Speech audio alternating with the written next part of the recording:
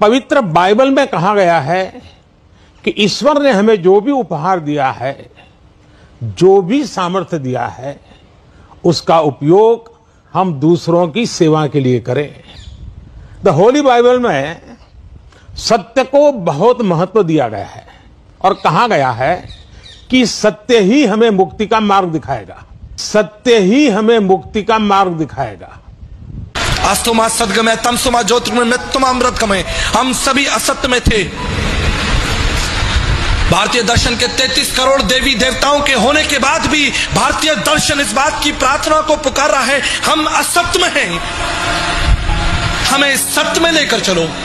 हम अंधकार में हैं, हमें ज्योति में लेकर चलो। हम मृत्यु में हैं, हमें अमर जीवन के लिए लेकर चलो।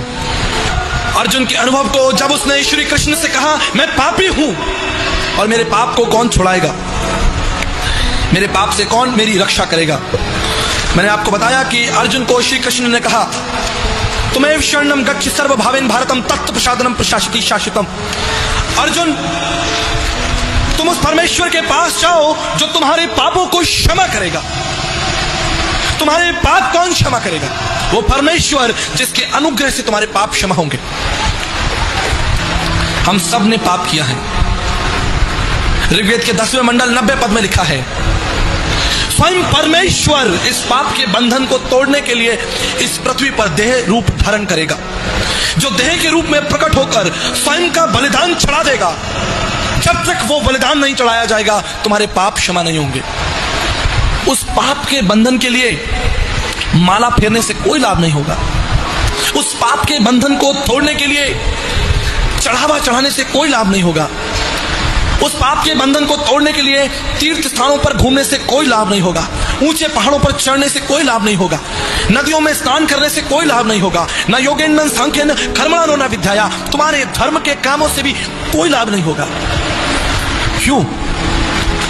क्योंकि मनुष्य स्वयं अपने पाप के बंधन को नहीं तोड़ सकता। अगर स्वयं मनुष्य अपने पाप के बंधन को तोड़ सकता तो परमेश्वर को मनुष्य रूप धारण कर इस पृथ्वी पर भयंकर मौत को सहने की कोई आवश्यकता नहीं होती।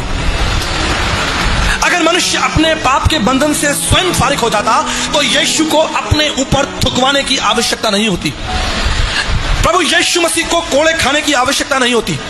प्रभु यीशु मसीह को लात और घूंसे खाने की आवश्यकता नहीं होती। प्रभु यीशु मसीह को क्रूस पर भयंकर मौत सहने की आवश्यकता नहीं होती। अगर मनुष्य अपनी बुद्धि से उस पाप के बंधन से बाहर निकलता। आदि में वचन था, वचन परमेश्वर था और वचन देदारी हुआ। वचन इसलिए देदारी हुआ कि वह तुम्हारे पापों को तुम्हारे जीवन से दूर कर दे।